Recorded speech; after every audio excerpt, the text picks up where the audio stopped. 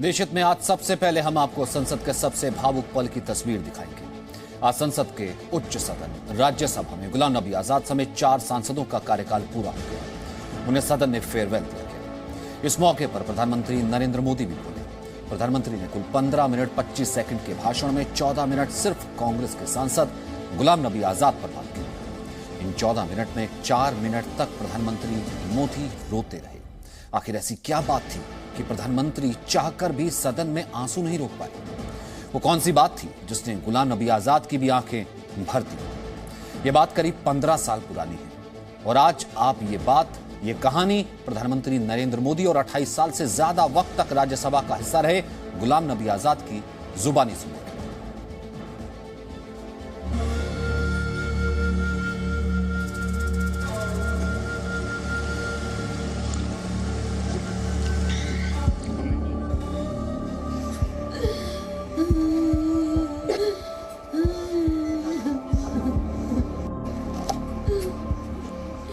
सब माफ करना, बहुत अफसोस। एक बार गुजरात के यात्री, क्योंकि जम्मू कश्मीर में जाने वाले टूरिस्ट में गुजरात बहुत बड़ा नंबर रहता है, और टेररिस्टों ने पर हमला कर दिया।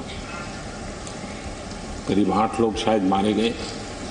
सबसे पहले गुलाम नबी जी का मुझे फोन आया।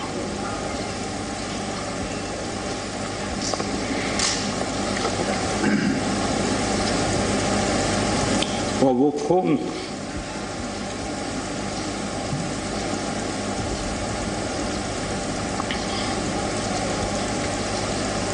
सिर्फ सूचना देने का नहीं था,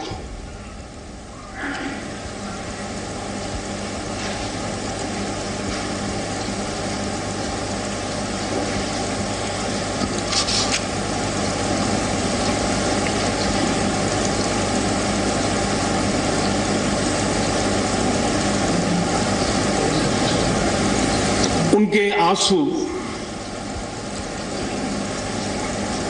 रुक नहीं रहे थे। फोन पे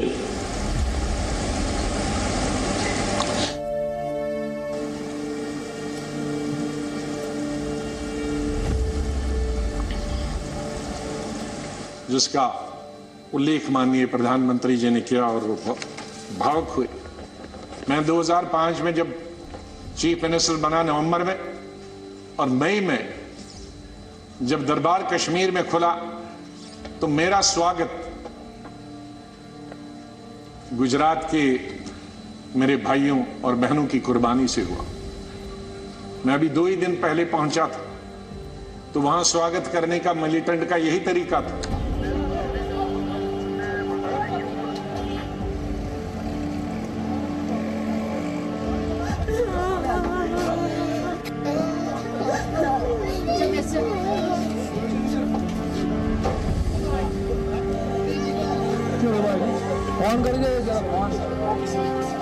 लेकिन रात में फिर गुलाम नबी जी का फोन आया।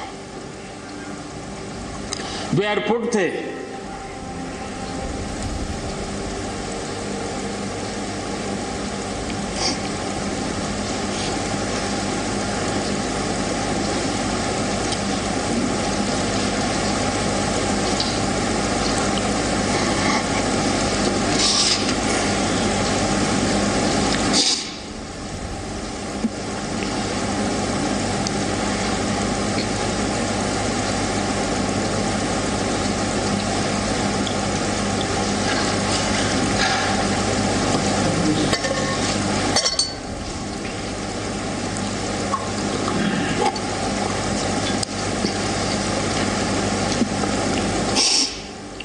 सॉरी, उस रात को एयरपोर्ट से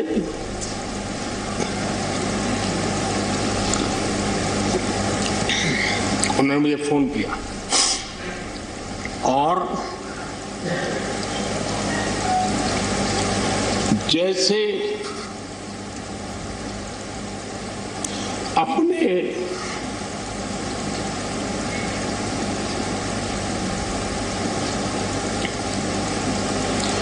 परिवार के सदस्य की चिंता करें,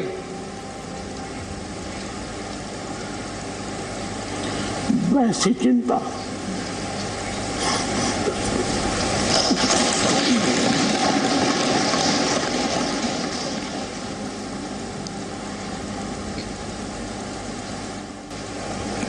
एयरपोर्ट से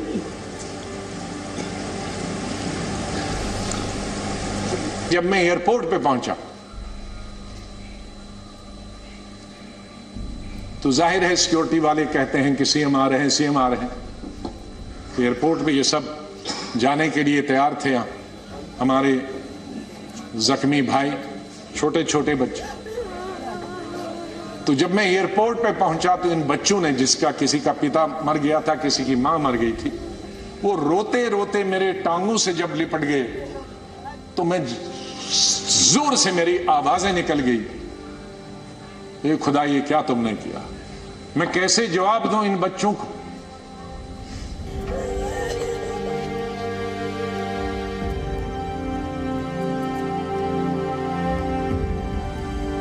मैं कैसे जवाब दूं उन बहनों को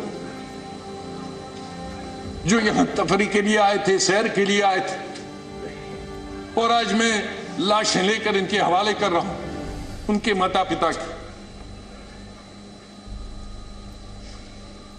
तो ये भावुक होने की जरूरी बात है।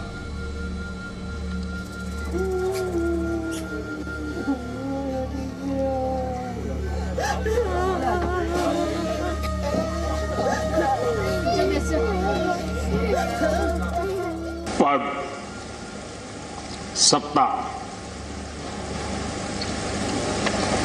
जीवन में आती रहती है, लेकिन उसे कैसे पचाना,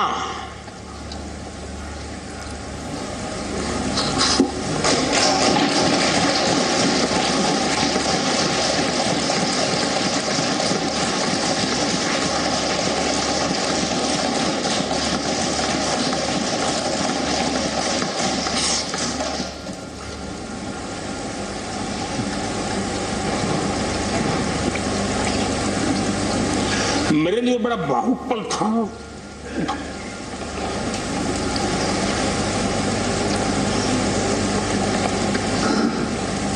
दूसरे दिन सुबह फोन आया तो मोदी जी सब लोग पहुंच गए।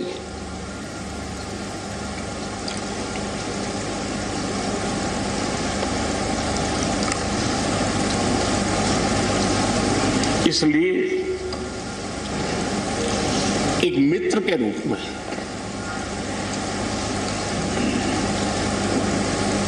गुलाम नबी जी को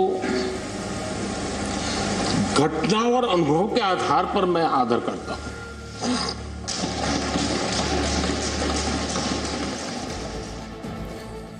आज संसद में गुलाम नबी आजाद ने सबसे बड़ा संदेश डर जीवियों के लिए दिया।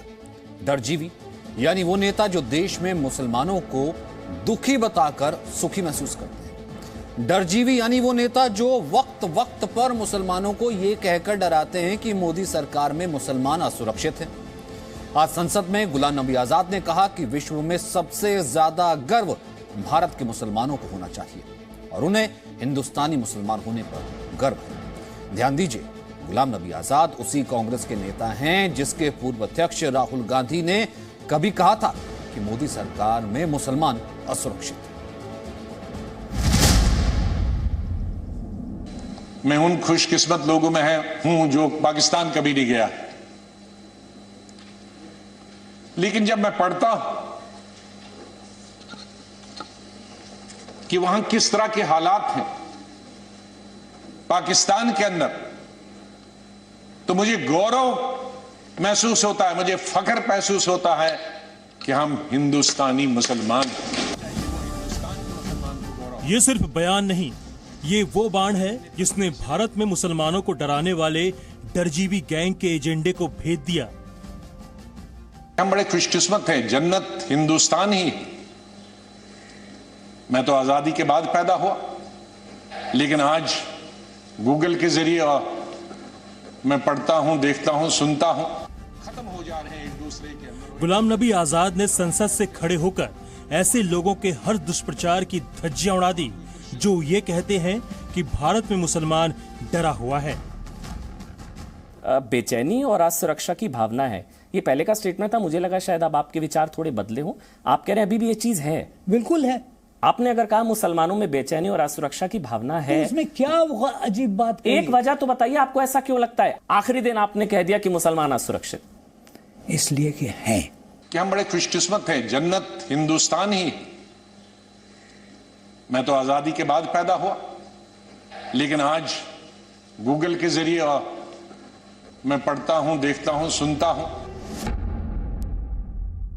राज्यसभा में कभी सभापति की हैसियत रखने वाले पूर्व उपराष्ट्रपति हामिद अंसारी ने गुलाम नबी आजाद का विदाई भाषण सुना होगा तो उन्हें अफसोस हो रहा होगा। अफसोस इस बात का नहीं कि आजाद ने उनकी या कांग्रेस की तरह मुसलमानों को क्यों नहीं डराया।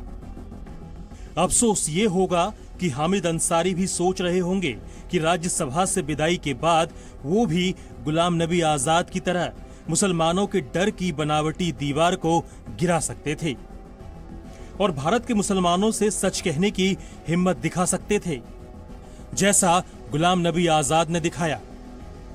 किसी मुसलमान को अगर गौरव होना चाहिए, वो हिंदुस्तान के मुसलमान को गौरव होना चाहिए। कुछ सालों पहले से देखे कि किस तरह से मुस्लिम देश खत्म हो जा रहे हैं एक दूसरे के अंदर और एक दूसरे से लड़ाई करते हुए। वहां हिंदू तो नहीं है, वहां कोई क्रिश्चियन तो नहीं है, वहां दूसरा तो नहीं है जो लड़ाई कर रहा, आपस में लड़ाई कर रहे हैं। गुलाम नबी आजाद कांग्रेस के बड़े नेता हैं, कश्मीरी मुसलमान हैं और संसद में खड़े होकर जब गुलाम नबी आजाद कहते हैं कि भारत के मुसलमान सबसे सुरक्षित हैं, इस बात पर अब भी क्या किसी को शक रहना चाहिए? नहीं आएगी याद तो बरसों नहीं आएगी, मगर जब याद आओगे तो बहुत याद आओगे। धन्यवाद। गुलाम नबी आजाद की बातें किन किन नेताओं को चुभ रही होंगी, उनकी सूची अब हम आपको दिखाते हैं। ये वो नेता हैं जो मुसलमानों को डराते हैं। कौन क्या कह रहा था ये अब हम आपको बताते हैं। वायनाड से सांसद राहुल गांधी ने कहा था कि मोदी सरकार में मुसलमान असुरक्षित हैं, भारत के मुस्लिमों में डर की भावना है। ये हामिद अंसारी पूर्व उपराष्ट्रपति का कहना था कि भारत का मुसलमान डरा हुआ है। फारूक अब्दुल्ला अध्यक्ष नेशनल कॉन्फ्रेंस। वहीं बंगाल में मुसलमान किसी से नहीं डरे क्योंकि अब डर में, ममता बनर्जी ये कह रही हैं, बार लगातार कहती फिर रही हैं। वहीं मोदी सरकार में मुसलमानों का सम्मान बिल्कुल नहीं है, शशि थरूर इस तरह का डर फैलाते रहते हैं। बहुत जुल्म हुए हैं मुसलमानों पर। आजम खान समाजवादी पार्टी के नेता डर की दुकानदारी कुछ इस तरीके से करते हैं। मोदी के खिलाफ मुस्लिम हमारा साथ दें, मुस्लिमों को डरा के एक साथ आने की, डरा के एक साथ राजनीति करने की बात मायावती भी करती रही। और देश हित में अब बात विदेशी साजिश की, उस एफडीआई की जिसका जिक्र कल प्रधानमंत्री नरेंद्र मोदी ने संसद में किया था। एफडीआई यानी फॉरेन डिस्ट्रक्टिव आइडियोलॉजी। और 26 जनवरी को दिल्ली हिंसा में एफडीआई का सबसे बड़ा मोहरा दीप सिद्धू पकड़ा जा चुका है। दीप सिद्धू की गिरफ्तारी से किसान आंदोलन में छिपे दंगा जीवियों से लेकर इंटरनेशनल टुकड़े टुकड़े गैंग के चेहरों से पर्दा उतरने वाला है। दीप सिद्धू बताएगा कि 2 जनवरी से शुरू होने वाली 26 जनवरी की हिंसा की तैयारी में कितने लोग शामिल हैं।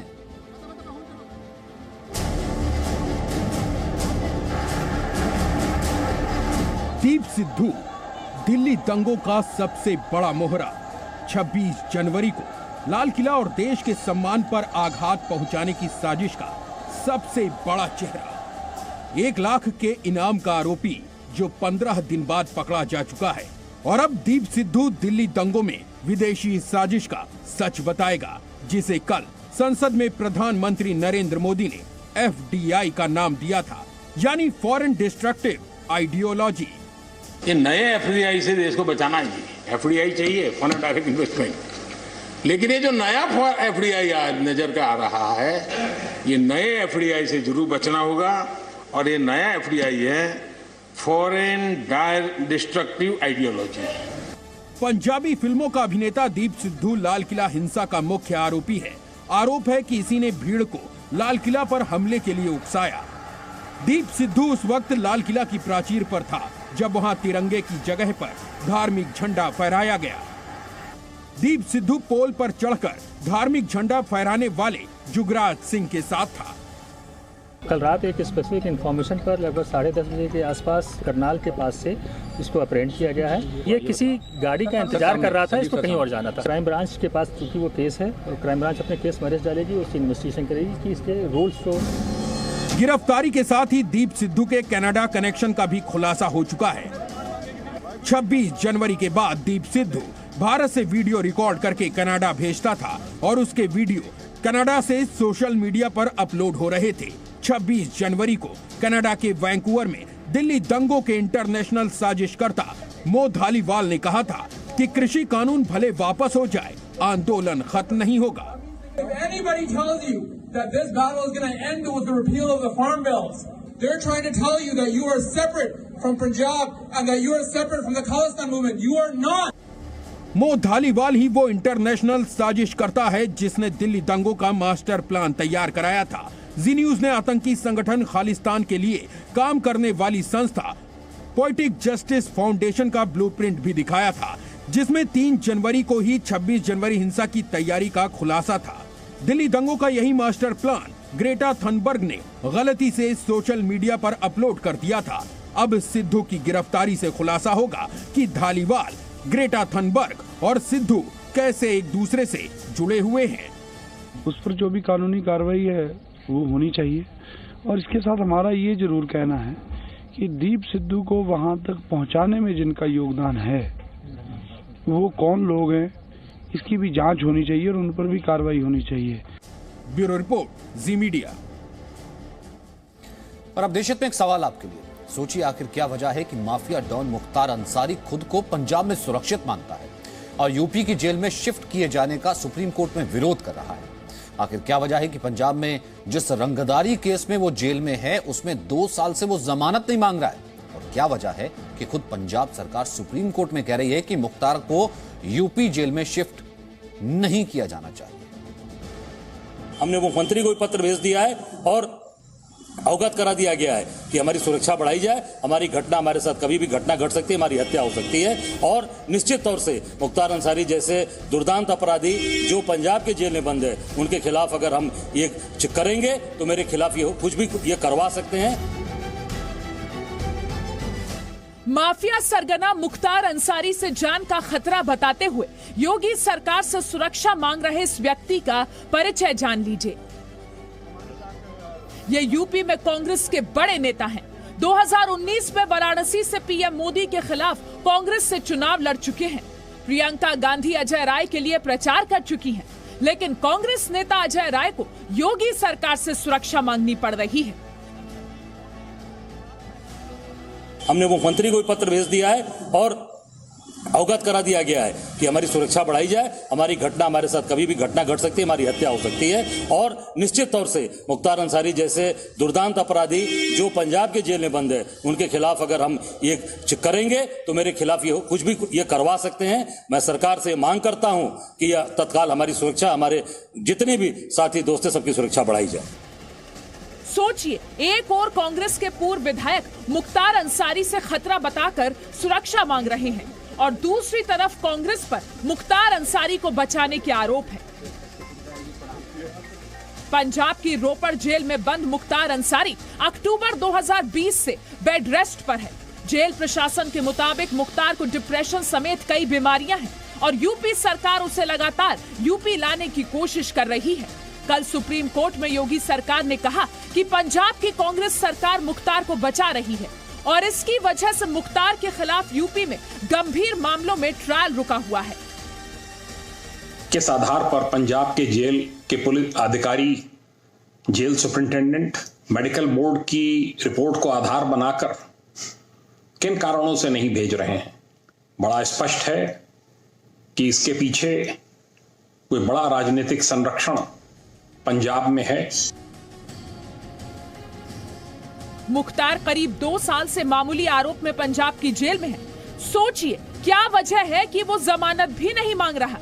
क्या इसके पीछे वजह यह है कि जमानत मिलते ही उसे यूपी आना पड़ सकता है? ऐसे ही सवालों को लेकर मऊ के एक व्यापारी अशोक सिंह ने राहुल गांधी और प्रियंका वाड्रा को चिट्ठी लिखी है और चिट्ठी में कहा है कि कांग्रेस को मुख्तार से इतना ही प्रेम है तो उसे यूपी कांग्रेस अध्यक्ष क्यों नहीं बना देते। तो मुख्तार अंसारी से उनके पार्टी के लोग ही डर रहे हैं। उसके बाद भी इस तरह का उनको संरक्षण देना यह हमारे समझ के परे है और लोगों के समझ के परे है कि आखिर इस तरह का अगाध प्रेम क्यों इनके प्रति जगा हुआ है। यह या तो इस तरह के लोगों को हमेशा प्रसाद देते आए हैं लोग, इस तरह का इनका स्वभाव है और हम कहेंगे कि भगवान सद्बुद्धि दें, अब से भी सद्बुद्धि दें इनको कि उनको वहाँ से अपने अमरिंदर सिंह सरकार से कहें, पंजाब सरकार से कि उनको भाई भेज दो आप, यहाँ न्याय होना है उत्तर प्रदेश में। सवाल यह है कि मुख्तार जैसा माफिया पंजाब की जेल में रहकर क्यों खुश है? क्यों पंजाब सरकार सुप्रीम कोर्ट में मांग कर रही है कि मुख्तार पर यूपी में दर्ज सभी केस पंजाब में ट्रांसफर किए जाएं? क्या वाकई कांग्रेस की मेहरबानियों से मुख्तार यूपी में ट्रायल से बच रहा है? और सबसे बड़ा सवाल यह है कि कांग्रेस को मुख्तार से हमदर्दी है या फिर अपने नेता से? ब्यूरो रिपोर्ट, जी मीडिया। नमस्कार, देशहित में अब आपके साथ मैं अदिति त्यागी और हम आपको दिखाएंगे आंसुओं का सैलाब। रविवार को उत्तराखंड में आपदा आई, तपोवन में सैलाब ने बर्बाद कर दिया सब कुछ। आपने तबाही की कई तस्वीरें और वीडियो कई बार देखे, लेकिन आज हम आपको सैलाब का कोई वीडियो नहीं दिखाएंगे। आज हम आपको दिखाएंगे आंसुओं का सैलाब। रैणी गांव की उस बुजुर्ग महिला से आपको मिलवाएंगे जिन्होंने सबसे पहले तबाही देखी। रैणी गांव से मेरे सहयोगी मनीष शुक्ला की ग्राउंड रिपोर्ट देखी। आपने पहाड़ों का सैलाब देखा, आज आप आंसुओं का सैलाब भी देखेंगे।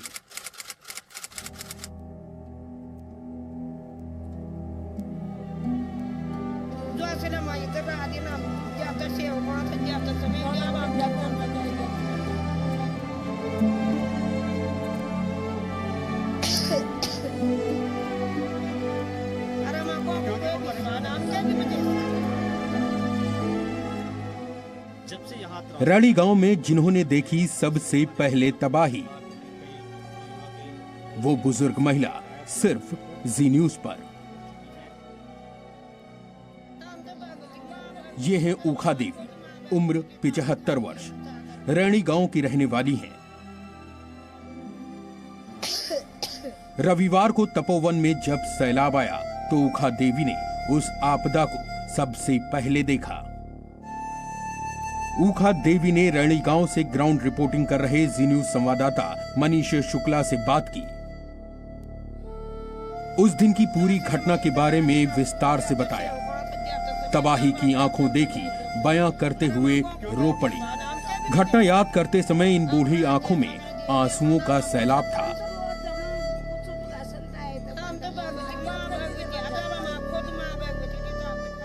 चाहिए रहते तो गाड़ी ये माता जी बोल रहे हैं कि वहाँ पे हम लोग जब आगे थे पुल से आगे तो हमने देखा कि वहाँ से हवा आ रही है, गाड़ियाँ उड़ रही हैं, गाय भैंस नीचे जा रहे हैं। इन्होंने ये बोला सबसे पहले इसे माथा ने देख, सबसे पहले इसे माथा ने देख। आपने ऊखा देवी की बातें ध्यान से सुनी। गाय भैंसें बाढ़ में बह गई थी। इन्होंने ऐसी त्रासदी इससे पहले कभी नहीं देखी।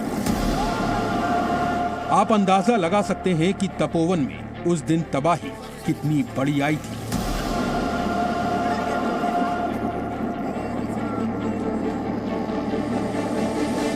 उत्तराखंड के रैणी गांव में जी न्यूज की टीम को ऐसी कई और दर्दनाक कहानियां सुनने को मिली। रैणी गांव की महिलाओं ने रोते हुए अपना दर्द जी न्यूज को बताया।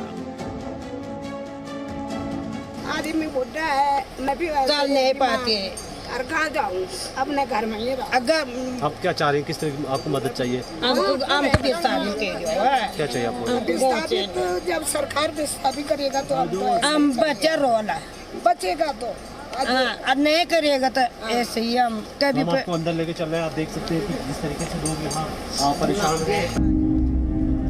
जी न्यूज संवाददाता मनीष शुक्ला रैणी गांव के घर घर पहुंच रहे थे।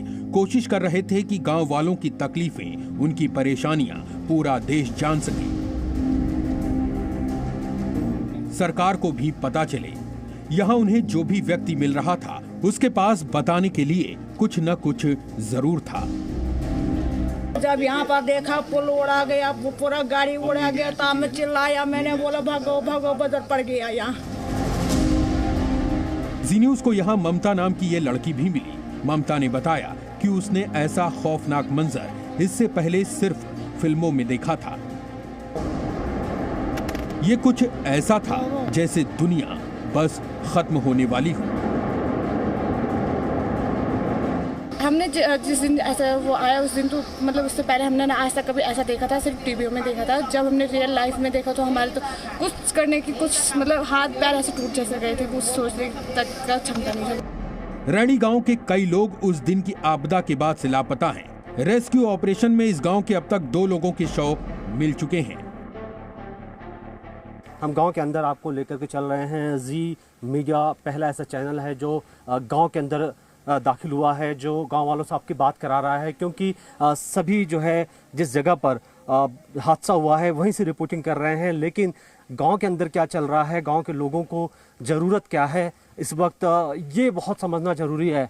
तो हम आपको अंदर लेके चल रहे हैं गांव में और लोगों से आपकी बात करा रहे हैं। जी मीडिया संवाददाता मनीष शुक्ला ने इसके बाद कुछ और गांव वालों से भी बात की। इसी दौरान उनकी मुलाकात बलवंत राणा से हुई। बलवंत राणा के भाई भी उस रोज से लापता हैं। यहाँ क्या करते थे? वहाँ वो पंप मैकेनिक होते हैं। हाँ। तो मिसिंग हो 3 दिन से? हाँ 3 दिन से मिसिंग है वो। तो कहाँ सर्च किया जा रहा है, किस तरीके से उनको ढूंढा जा रहा है? अभी तो कोई वो नहीं किया उन्होंने, कंपनी वालों ने कोई ढूंढने का तो कोई प्रयास ही नहीं है अभी। कब से काम कर रहे थे यहाँ पे? वो तो 7-8 महीने से। कोई भी जब वो जिस दिन फ्लड आया कोई मोबाइल पर आपको बात हुई किसी तरीके की? मोबाइल की उसकी 1 बार घंटे की, उसके बाद मोबाइल का स्विच ऑफ हो गया था। उत्तराखंड त्रासदी में रैणी गांव के कमोवेश हर घर में आफत आई।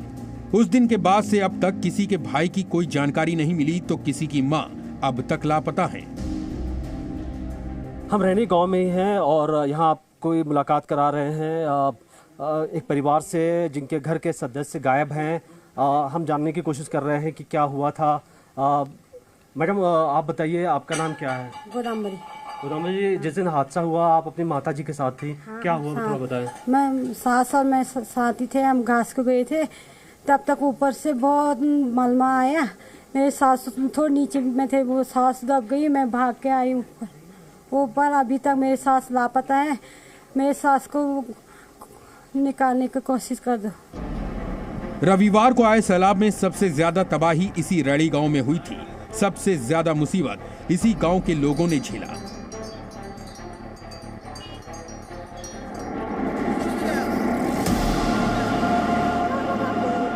यहां से दूसरी तरफ एक ब्रिज भी था जो रैणी गांव के दूसरे हिस्से को जोड़ता था, लेकिन उस दिन के सैलाब में वो पुल भी टूट गया।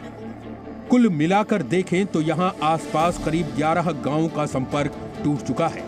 लोगों को सरकार से मदद की आस है। रेस्क्यू ऑपरेशन से अपनों के मिलने की उम्मीद है। चमोली के रैणी गांव से मनीष शुक्ला की ग्राउंड रिपोर्ट।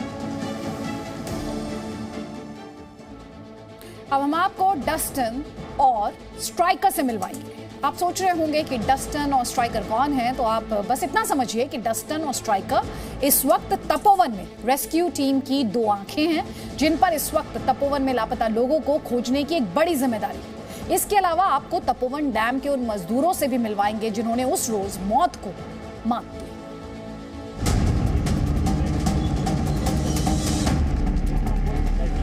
ये है डस्टन और ये है स्ट्राइकर, रेस्क्यू टीम की 2 आंखें, बचाव दल के सबसे अहम सदस्य। डस्टन और स्ट्राइकर इस वक्त एसडीआरएफ की टीम के साथ तपोवन में एक अहम जिम्मेदारी निभा रहे हैं। इनका काम उन लोगों की तलाश करना है जो रविवार की आपदा के बाद से लापता हैं। रेस्क्यू ऑपरेशन लगातार जारी है। जो लोग मलबे में दबे हुए हैं उनको ढूंढने के लिए खोजी कुत्तों का भी सहारा लिया जा रहा है। यहाँ पर एसडीआरएफ की टीम है जो अपने डॉग स्क्वाड की मदद से सर्च ऑपरेशन में लगे हुए हैं। डस्टन और स्ट्राइकर डॉग स्क्वाड का हिस्सा हैं। ये किस तरह से अपने काम को अंजाम देते हैं, एसडीआरएफ के सदस्य ने इसकी जानकारी दी। ये जो खोजी कुत्ते हैं ये कितने हेल्पफुल है, किस तरीके से ढूंढने में मदद कर रहे हैं? सर डॉग को सेंट आनी चाहिए ह्यूमन की सेंट आएगी तो डॉग कहीं पे भी होगा उसको ढूंढ लेगा। मेन बात है ह्यूमन की सेंट आनी जरूरी है। डस्टन और स्ट्राइकर के काम में फिलहाल एक मुसीबत है। टनल के अंदर और आसपास मलबा इतना है कि इनसे काम लेना मुश्किल है, इसीलिए अभी मशीनों का इस्तेमाल हो रहा है। लेकिन जब ये अपने मिशन में जुटेंगे तो संकेत कैसे देंगे, ये भी समझिए। डॉग इंडिकेट करता है बोल के, पूंछ हिला के, इसका इंडिकेट करने का तरीका होता है सर, तो हम उसको इसी रूप में हमने ट्रेन किया है। हम आपको अब उन मजदूरों से भी मिलाएंगे जो सैलाब में मौत को मात देकर आए, लेकिन उससे पहले आप यहाँ ड्रोन कैमरे से ली गई तस्वीरें देखिए।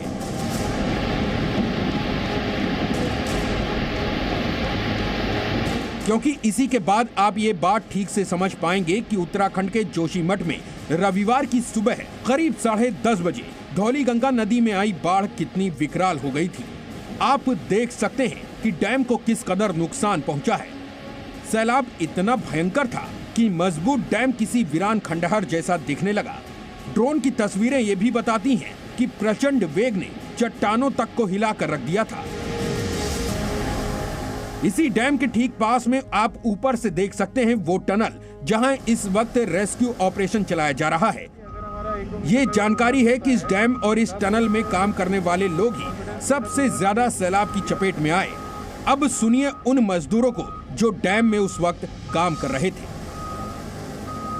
तस्वीरें आपको दिखाता हूं, धौलीगंगा का प्रवाह देखिए और साथ ही देखिए तपोवन का हाइड्रो इलेक्ट्रिक पावर प्रोजेक्ट, जिसका स्ट्रक्चर अब इस आपदा के बाद बिल्कुल बर्बाद हो चुका है। जरा सोचिए, स्ट्रक्चर को देखकर अंदाजा लगाइए कि जब सैलाब आया होगा पानी का प्रवाह कितना तेज होगा कि इतने बड़े स्ट्रक्चर को बहा कर ले गया। और अब मैं आपको उन लोगों से मिलवाने जा रहा हूं जो इस साइट पर काम कर रहे थे। उनमें से कई लोग ऐसे हैं जिनके अपने इस सैलाब में बह गए हैं, जिनका अब कोई पता नहीं है। सुबह वही 10:45 पे आया था, मैं सरिया काट रहा था। वहाँ फिर गेट लाइट चली गई, फिर गेट टूटा, तले पानी आ गया, फिर मैं ऊपर सीढ़ी से आया। कितना ऊंचा पानी था? लहरें कितनी ऊंची थी? कम से कम 2-2.5 फीट। बहुत ऊंचा था। हाँ, बहुत ऊंचा था। आपके साथ और कौन कौन था? मेरा भाई बड़ा और एक भाई था, संतोष, मनोज। आप 3 भाई वहां पर काम कर रहे थे और आपके बाकी दोनों भाई? वो वहीं नीचे थे, काम कर रहे थे वहीं। उनके बारे में कुछ पता चल पाया? अभी नहीं, कुछ नहीं। अधिकारियों से बात हुई, कुछ बता रहे हैं? अभी कुछ नहीं। तो सुना आपने, इन लोगों के सामने कितना भयानक मंजर था। लहरें इतनी ऊंची थी कि क्या इंसान और क्या डैम के बड़े बड़े टावर सब कुछ अपने साथ बहा कर ले गई। अचानक आया उधर से, सारा सब टूट गया, पत्थर भी बहुत आया था वहाँ से, और सब तोड़ते तोड़ते सब दाब दिया, उधर से भी दाब दिया, चारों तरफ से एकदम दाब दिया। कुछ लोग ऊपर चढ़ गए थे, ऊपर चढ़ गए तो ऊपर एकदम पुल टूटा तो सारे दबकर नीचे चले गए। हमारी आंखों के सामने, हम ऊपर ही आ रहे थे। तपोवन में रेस्क्यू ऑपरेशन दिन रात जारी है। लापता लोगों की तलाश में बड़ी बड़ी मशीनें लगाई गई हैं। हालांकि मलबा इतना है कि बचाव कार्य में थोड़ी परेशानी आ रही है, इसीलिए अब हेलीकॉप्टर की मदद भी ली जा रही है। चॉपर से लगातार लापता लोगों को सर्च किया जा रहा है। चॉपर का इस्तेमाल थर्मल इमेजिंग के लिए हो रहा है, ताकि कोई व्यक्ति अगर मलबे में दबा हो तो इस तकनीक से उसे आसानी से खोजा जा सके। 3 bodies have already been recovered और अभी यहाँ पे ब्रिज बनाने की भी कार्रवाई की जा रही है और साथ में zip line has already been fixed, जिसके थ्रू हमारे कुछ SDRF के जवान उधर जा चुके हैं। अभी तक हमारी 28 बॉडीज, 29 प्लस अभी एक और मिला के 29 बॉडीज रिकवर हो चुकी हैं। चमोली के रैणी गांव से मनीष शुक्ला और विशाल कालरा की ग्राउंड रिपोर्ट। और उत्तराखंड त्रासदी से जुड़ी अपडेट्स, खबरें और तस्वीरें आगे भी जी न्यूज आप तक पहुंचाता रहेगा। Presenting B News app available on Google Play and App Store. Download it now.